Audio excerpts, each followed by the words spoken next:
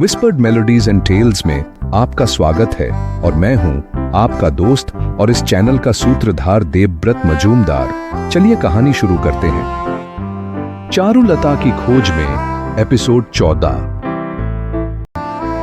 एक दिन पहले।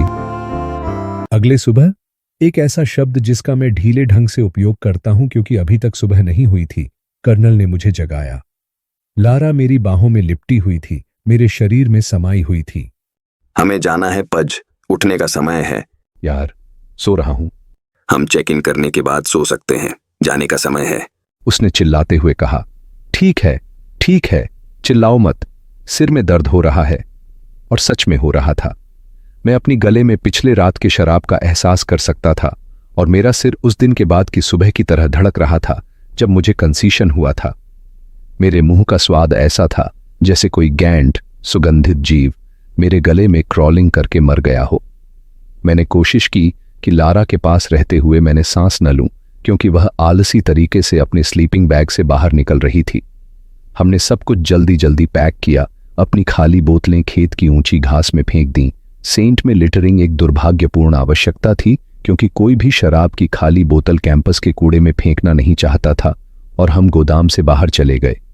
लारा ने मेरा हाथ पकड़ा और फिर शर्माते हुए छोड़ दिया। चारुलता एक ट्रेन के मलबे की तरह लग रही थी, लेकिन उसने अपनी ठंडी इंस्टेंट कॉफी में स्ट्रॉबेरी हिल के आखिरी कुछ घूंट डालने पर जोर दिया, फिर बोतल को पीछे फेंक दिया। कुत्ते का बाल, कैसे हो? कर्नल ने उससे पूछा। मेरे सुबह अच्छे नहीं रहे। नशे में? जैसे कि रविवार सुबह एक शराबी प्रचारक। शायद तुम्हें इतना नहीं पीना चाहिए, मैंने सुझाव दिया। उसने अपना सिर हिलाया और ठंडी कॉफी और शराब की चुस्की ली। पज, तुम्हें समझना चाहिए कि मैं एक गहरे असंतुष्ट व्यक्ति हूँ। हम बगल में चल रहे थे, धुली हुई मिट्टी की सड़क पर कैंपस की ओर लौटते हुए। जैसे ही हम पुल के पास पहुंचे, वरुण रुका। अरे ओ, कहा, हाथों और घुटनों पर बैठ गया और पीले और गुलाबी का एक ज्वालामुखी उगल दिया। बाहर निकालो, चारुलता ने कहा। तुम ठीक रहोगे? चारुलता और लारा अपने कमरों की ओर चल गईं, जबकि वरुण और मैं कर्नल के पीछे खड़े रहे जब उसने सुबह 9 o'clock बजे ईगल के दरवाजे पर दस्तक दी। तुम लोग जल्दी घर से आ गए, मजे किए? हाँ सर, कर्नल ने कहा। तुम्हारी माँ कैसी हैं, कृष्ण मुरारी? वो ठीक हैं सर, वो अच्छी सेहत में है। क्या उन्होंने तुम्हें अच्छी तरह से खिलाया? ओह हाँ सर, मैंने कहा। उन्होंने मुझे मोटा करने की कोशिश की। तुम्हें इसकी जरूरत है। तुम्हारा दिन अच्छा रहे। ठीक है, मुझे नहीं लगता कि उसने कुछ संदेह किया, कर्नल ने रूम 43 की ओर लौटते समय कहा। तो शायद हम वाकई इसे करने में सफल रहे। मैंने लारा के पास जाने के बारे में सोचा, लेकिन मैं काफी थका हुआ था, इसलिए मैं सीधे बिस्तर पर चला गया और अपने हैंगओवर में सो गया। यह एक महत्वपूर्ण दिन नहीं था। मुझे अद्भुत चीजें करनी चाहिए थीं। मुझे जीवन का मर्म चूस लेना चाहिए था, लेकिन उस दिन मैंने 24 में से 18 घंटे सोए। अंतिम दिन। अगली सुबह नए सेमेस्टर का पहला सोमवार। कर्नल बाथरूम से निकला जैसे ही मेरा अलार्म बजा। मैं अपने जूते पहन रहा था कि तभी रणवीर ने दरवाजा खटखटाया और अंदर आ गया। तुम अच्छे लग रहे हो, कर्नल ने बिना किसी परवाह के कहा। अब रणवीर ने क्रू कट करा लिया था और उसके सिर के दोनों तरफ कानों के ऊपर छोटे छोटे नीले बालों के पैच थे। उसका निचला होंठ बाहर निकला हुआ था, सुबह की पहली तंबाकू की डुबकी। वो हमारी कॉफी टेबल की तरफ गया, कोक का एक कैन उठाया और उसमें थूक दिया। तुम लोग मुझे लगभग पकड़ ही नहीं पाए। मैंने इसे अपने कंडीशनर में देखा और फिर से शॉवर में चला गया, लेकिन मैंने इसे अपने जेल में नहीं देखा। यह जेफ के बालों में तो बिल्कुल भी नहीं दिखा, लेकिन लॉन्गवेल और मेरे लिए हमें मरीन लुक अपनाना पड़ा। शुक्र है कि मेरे पास क्लिपर हैं। यह तुम पर सूट कर रहा है, मैंने कहा, हालांकि यह नहीं कर रहा था।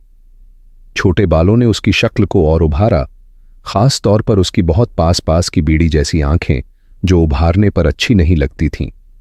कर्नल दिखाने की पूरी कोशिश कर रहा था कि वह सख्त है, रणवीर जो कुछ भी करेगा उसके लिए तैयार, लेकिन जब आप सिर्फ एक नारंगी तौलिया पहने होते हैं तो सख्त दिखना मुश्किल होता है। संघर्ष विराम? तुम्हारी परेशानी अभी खत्म नहीं हुई है, मुझे डर है, कर्नल ने कहा, उन प्रगति रिपोर्ट्स का जिक्र करते हुए जो अभी तक मेल हुई थीं लेकिन मिली नहीं थीं। ठीक है, अगर तुम ऐसा कहते हो, जब ये सब खत्म हो जाएगा तो हम बात करेंगे। शायद, कर्नल ने कहा। जब रणवीर बाहर चला गया तो कर्नल ने कहा, जिस कैन में तुमने थूका है उसे ले जाओ, गंदे आदमी। रणवीर ने बस दरवाजा बंद कर दिया। कर्नल ने कैन उठाया, दरवाजा खोला और उसे रणवीर पर फेंक दिया, जो उसे काफी दूर से मिस कर गया। यार, थोड़ा नरमी बरतो। अभी कोई संघर्ष विराम नहीं है पज। मैंने उस दोपहर लारा के साथ बिताई। हम बहुत प्यारे थे, भले ही हम एक दूसरे के बारे में कुछ नहीं जानते थे और बहुत कम बात करते थे। हम दोनों टीवी रूम की तरफ चले और मैंने दरवाजा बंद कर दिया। हम द ब्रेडी बंच देख रहे थे, जो उसने पहले कभी नहीं देखा था। वह एपिसोड जिसमें ब्रैडीज एक सोने की खान वाले भूतिया शहर में जाते हैं और एक पागल बूढ़ा खनिक, जिसकी सफेद दाढ़ी बेतरतीब थी, उन्हें एक छोटे से जेल में बंद कर देता है, बहुत ही बेकार था और हमें उस पर काफी हंसी आई। ये अच्छा था क्योंकि हमारे पास बात करने के लिए ज्यादा कुछ नहीं था। मैंने आखिरी शब्दों को लारा के सामने जोर से पढ़ा। वह अपनी तरफ मुड़ी और अपना सिर मेरे सीने पर रख लिया। तुम्हें आखिरी शब्दों में इतना क्यों रुचि है? यह अजीब लग सकता है, लेकिन मैंने कभी नहीं सोचा कि ऐसा क्यों है। मुझे नहीं पता, मैंने कहा। कभी कभी सिर्फ इसलिए कि वे मजेदार होते हैं। जैसे कि सिविल वॉर में एक जनरल नेटजविक ने कहा, वे इस दूरी से हाथी को भी नहीं मार सकते, और फिर उसे गोली लग गई। उसने हंसते हुए कहा, लेकिन अक्सर लोग उसी तरह मरते हैं जैसे वे जीते हैं, और इसलिए आखिरी शब्द मुझे लोगों के बारे में बहुत कुछ बताते हैं और क्यों वे उस तरह के लोग बन गए जिन पर जीवनी लिखी जाती है। क्या यह समझ में आता है? हाँ, उसने कहा और फिर वापस पढ़ने लगी। मुझे नहीं पता था कि उससे कैसे बात करूं और मैं कोशिश करने में निराश था, इसलिए थोड़ी देर बाद मैं उठकर जाने लगा। मैंने उसे गुड बाय किस किया। यह तो मैं कर सकता था, कम से कम। मैं विश्वास नहीं कर सकता कि उसने एक दिन में तुम पर 2 बार ऐसा किया, कर्नल ने कहा। केवल तकनीकी रूप से, वास्तव में तो बस 1 बार, चारुलता ने सुधार किया। फिर भी, मेरा मतलब है, फिर भी पुज की किस्मत अच्छी है, कर्नल ने कहा।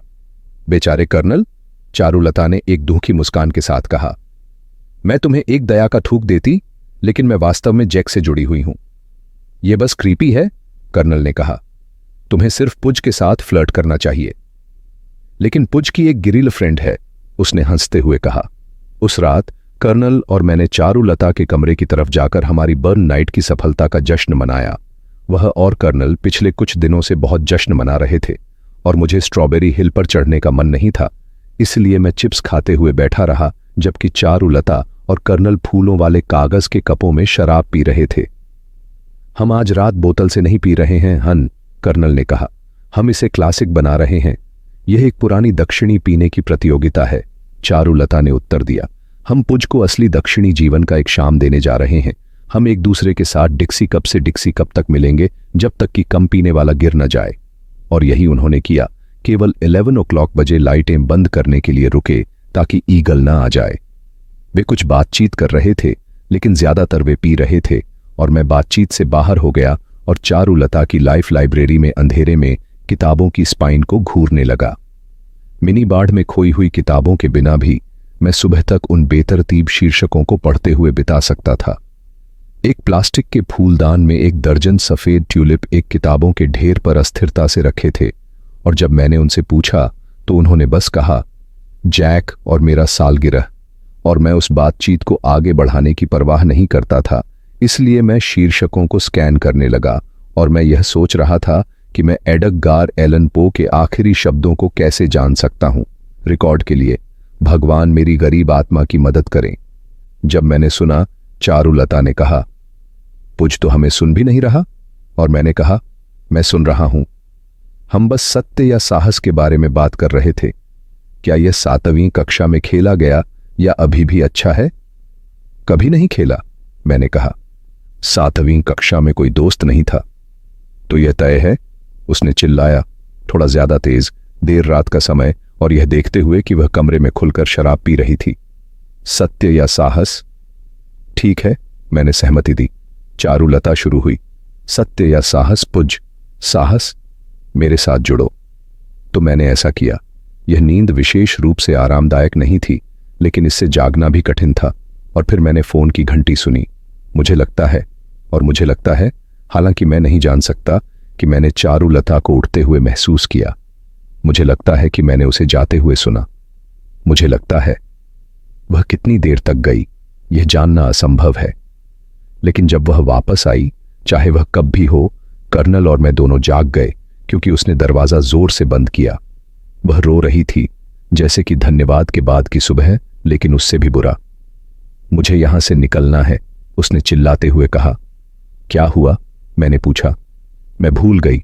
भगवान, मैं कितनी बार गलत कर सकती हूं? उसने कहा। मैं यह सोचने का समय भी नहीं था कि उसने क्या भूल गया था, इससे पहले कि वह चिल्लाए। मुझे बस जाना है, मुझे यहां से निकलने में मदद करो। तुम्हें कहां जाना है? वह बैठ गई और अपने पैरों के बीच अपना सिर रखकर रोने लगी। बस कृपया अभी ईगल को डिस्ट्रैक्ट करो ताकि मैं जा सकूं, कृपया। कर्नल और मैंने एक साथ अपनी गलती में बराबर कहा, ठीक है। बस अपनी लाइट मत चालू करो, कर्नल ने कहा। बस धीरे चलाओ और अपनी लाइट मत चालू करो। क्या तुम सुनिश्चित हो कि तुम ठीक हो? फक, उसने कहा। बस मेरे लिए ईगल को हटा दो, उसने कहा। उसकी रोने की आवाज बच्चों की तरह आधी चीखों जैसी थी। भगवान, ओ भगवान, मुझे बहुत खेद है। ठीक है, कर्नल ने कहा। जब तुम दूसरी लड़ी सुनो तो कार चालू करना। हम निकल गए। हमने नहीं कहा मत चलाओ, तुम नशे में हो। हमने नहीं कहा जब तुम परेशान हो हम तुम्हें उस कार में नहीं जाने देंगे। हमने नहीं कहा हम तुम्हारे साथ जाने की जिद करते हैं। हमने नहीं कहा यह कल तक रुका जा सकता है। कुछ भी, सब कुछ रुक सकता है। हम अपने बाथरूम की ओर बढ़े, सिंक के नीचे से बचे हुए 3 पटाखों की लड़ी उठाई और ईगल की ओर दौड़ पड़े। हमें यकीन नहीं था कि यह फिर से काम करेगा, लेकिन यह ठीक से काम कर गया। जैसे ही पहले पटाखों की लड़ी फटने लगी, ईगल अपने घर से बाहर निकल आया। वह शायद हमारी प्रतीक्षा कर रहा था और हम जंगल की ओर बढ़े और उसे इतनी गहराई में ले गए कि उसने कभी उसे जाते हुए नहीं सुना। कर्नल और मैं वापस लौटे। समय बचाने के लिए क्रीक में से होकर कमरे 43 के पिछले खिड़की में दाखिल हुए और हम शिशुओं की तरह सो गए। अगर आपको मेरी कहानियां अच्छी लग रही हैं तो मेरे वीडियोस को लाइक करें और मेरे चैनल को सब्सक्राइब जरूर करें। साथ में बेल आइकॉन को दबाना मत भूलिए ताकि आपको मेरी नई वीडियोस की जानकारी मिलती रहे। धन्यवाद।